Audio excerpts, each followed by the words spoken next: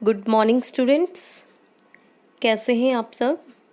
आशा है कि आप सभी स्वस्थ होंगे और मन लगाकर पढ़ रहे होंगे। तो बच्चों, आज का हमारा टॉपिक है अनुस्वार और अनुनासिक। ये हमारी अनुस्वार और अनुनासिक की पहली कक्षा है, इसलिए पढ़ाई हुई बातों को ध्यान से सुनिए और समझिए। सबसे पहले हम पढ़ेंगे अनुस्वार को। अनुस्वार क्या है? अनु प्लस स्वर अर्थात स्वर के पीछे पीछे चलने के कारण इसे हम अनुस्वार कहते हैं। यह एक नासिक्य ध्वनि है, यानी कि नाक से निकलती है। यह ध्वनि के ऊपर बिंदु के रूप में लगाकर प्रकट की जाती है, जैसे गंगा। तो ये जब आप न का साउंड दे रहे हो ना, ग के साथ जब आपका अनुस्वार जुड़ रहा है या कह लीजिए न जुड़ रहा है, तो आपकी जो आवाज़ है, ध्वनि है, वो नासिक का यानी नाक से निकल रही है। गंगा, पंजाब, अंत। तो ये आपकी जुबान से तो निकल रही है, पर ये नाक में से ध्वनि निकलती हुई बाहर आ रही है, इसीलिए इसको हम नासिक की ध्वनि भी कहते हैं। अयोगवाह तो मैं आपको बता चुकी हूँ, दो हैं, वो है अंग और अह। पर ये जो आपका अनुस्वार है वो एक बिंदु है जो कि आपके व्यंजनों या स्वरों के ऊपर प्रयोग में लिया जाता है। आगे बढ़ते हैं। अब देखिए अनुस्वार का प्रयोग कब कब होता है।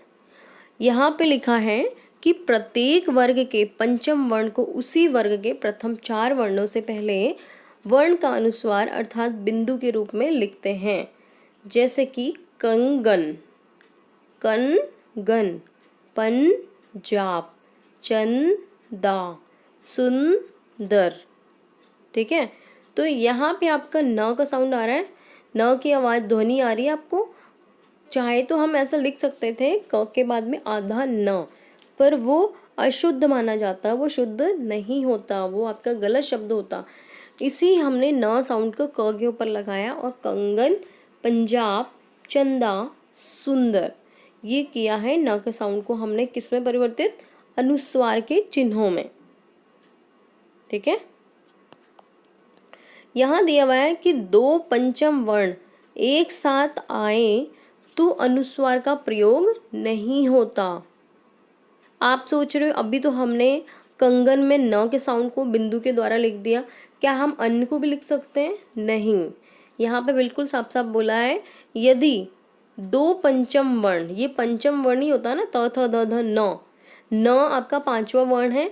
अगर न आपका 2 बार आ जाए तो आपका यहाँ पे अनुस्वार का चिन्ह नहीं लगेगा, वो न आपका 2 बार लिखा जाएगा, जैसे कि अन्न, सम्मान।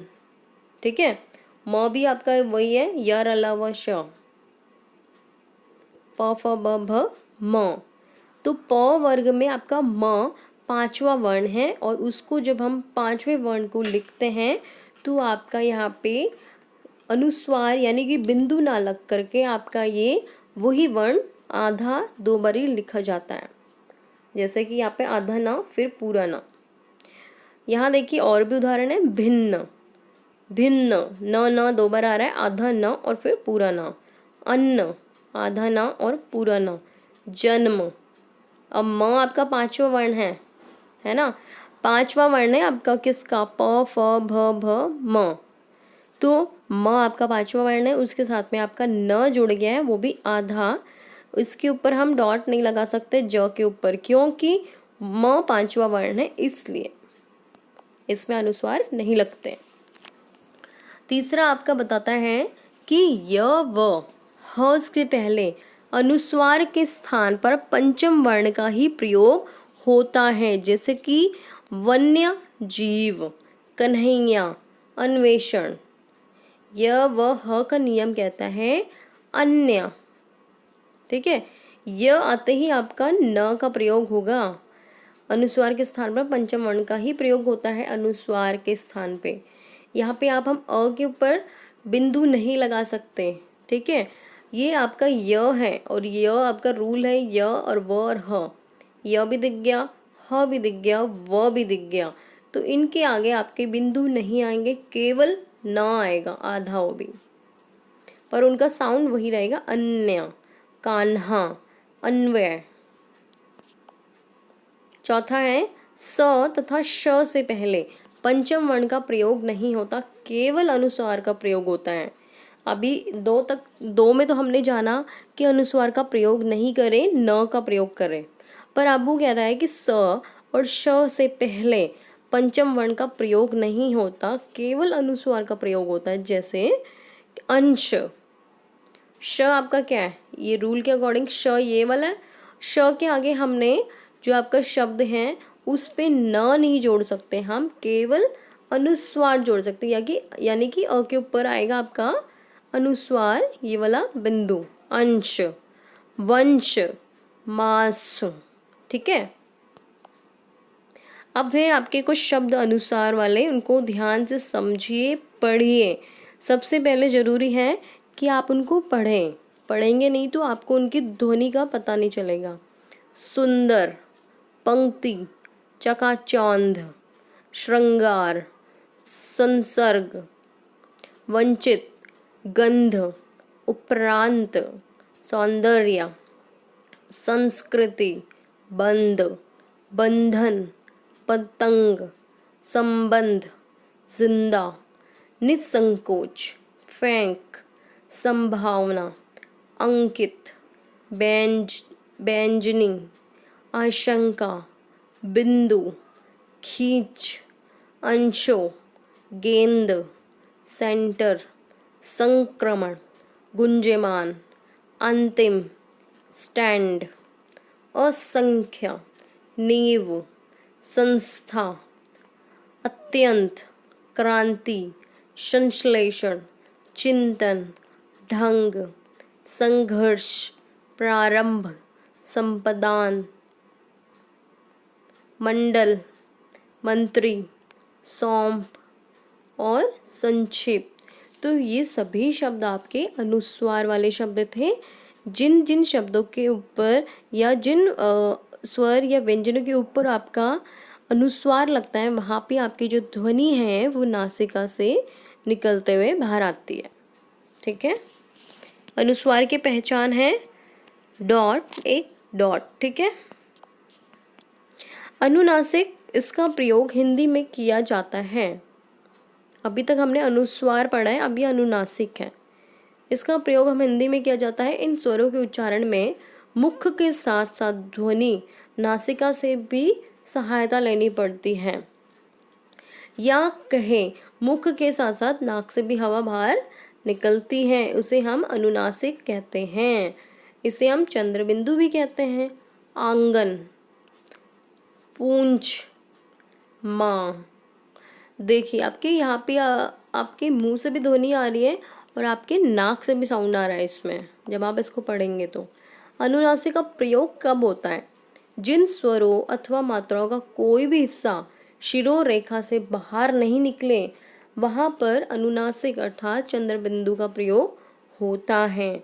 जैसे कि बांसुरी, गांव, तितलियाँ आदि।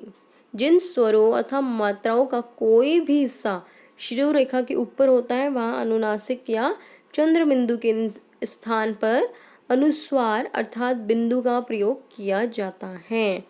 जैसे कि गलियों, सिंचाई, पक्षियों आदि। ठीक है, अनुनासिक की विशेषता क्या होती है? देखिए, अनुनासिक को अलग से किसी वर्ण के बाद नहीं बोला जा सकता, बल्कि उस स्वर के साथ बोला जाता है जिस पर वह लगता है। बिल्कुल सही है, बिना स्वर के इसके हम बोल ही नहीं सकते। जिस भी स्वर या व्यंजन के ऊपर वो लगता है उसी के साथ हम उसको प्रोनाउंस करते हैं। जैसे आंख, चांद, पांच आदि, है ना। आपके यहाँ पे वे स्वर जिनके साथ अनुनासिक था आती, जैसे चिड़िया, मालाएं, आंखें आदि। अब ये जो आपके हैं छोटी ई, बड़ी ई, ए, बड़ा ए, ओ और बड़ा ओ, इन मात्राओं के साथ जो बिंदु लगे हैं वास्तव में ये चंद्र बिंदु हैं, परंतु मात्राओं के साथ इनका अंतर्भाव हो जाने के कारण इसे बिंदु के रूप में ही लिखा गया है। ठीक है, आगे बढ़ते हैं। अनुनासिक वाले शब्द देखिए और पढ़िए। गांव, मुँह, धुंधले, कुआं, चांद, भांति, कांच, बांट, अंधेर, माँ, फूंकना, आँखें, बांधकर, पहुँच, ऊंचाई, टांग, दांते, सांस, धुआं, चांद, कांप, महंगाई, जाऊंगा, रंगी, अंगूठा, बांधकर, उंगली, कांच, बूंदे, रोएं, पूंछ, कांच, झांकते, बूंदाबांदी, गांव, आंगन, बांध, सांप, पाँच और दांत। तो ये सभी शब्द आपके अनुनासिक वाले शब्द थे। आगे बढ़ते हैं। अब अनुनासिक और अनुस्वार दोनों में अंतर क्या है, हमको पहचान कैसे सकते हैं। अनुस्वार का प्रयोग बिंदु के रूप में होता है और अनुनासिक का प्रयोग चंद्र बिंदु के रूप में। अनुस्वार के उच्चारण में वायु नासिका से निकलती है, नाक से, और अनुस्वार में और अनुनासिक के उच्चारण में वायु नासिका व मुंह दोनों से निकलती है। ये ध्यान रखना है आपको। चाहे तो एक बार और फिर से देख लीजिए आप पढ़ के कि ऐसा ही है। जब आप अनुस्वार वाले शब्दों को पढ़ेंगे तो उसमें जो आवाज़ें हैं, जो ध्वनि है, वो नासिका से निकलेगी, जबकि अनुनासिक में आपके नासिका और मुख दोनों से निकलेंगे ध्वनियाँ। यह जिस वर्ण के ऊपर लिखा जाता है उसके तुरंत बाद बोला जाता है। तुरंत बाद। यह जिस वर्ण पर लगता है उसके साथ ही बोला जाता है। ये अंतर है इसमें। इसका प्रयोग हमेशा बिंदु के रूप में ही होता है। इसका प्रयोग मात्रा के अनुसार बदल जाता है। ठीक है। तो यहाँ पे कुछ होमवर्क है आपका, गृह कार्य, जो कोई आपको स्वयं करना है। प्रश्न है, नीचे दिए गए शब्दों के उचित स्थान पर अनुस्वार का प्रयोग करते हुए वाक्यों शब्दों का मानक रूप लिखना है। यहाँ पे आपका शब्द गलत है, यानी कि ये जो शब्द हैं उनमें सही जगह पे आपके अनुस्वार और अनुनासिक नहीं लगे हुए। आपको इनको सही लिखना है। जैसे नालंदा, अंतर। अंतर देखिए यहाँ पे अ के ऊपर गलत जगह लगा हुआ है, अंतर। उस पे क्या आना चाहिए आपका, अनुस्वार। ठीक है। अगला प्रश्न है, नीचे दिए गए प्रश्नों में उचित स्थान पर अनुनासिक का प्रयोग करके शब्दों को पुनः लिखिए। बंटवारा, तो ब के ऊपर आपका चंद्र बिंदु आएगा तो ये सही होगा। इसी तरीके से आपको सभी प्रश्न करने हैं, अपनी कॉपी में लिखने हैं और याद करने हैं। अगली कक्षा में मिलेंगे हम नए टॉपिक के साथ। तब तक के लिए धन्यवाद।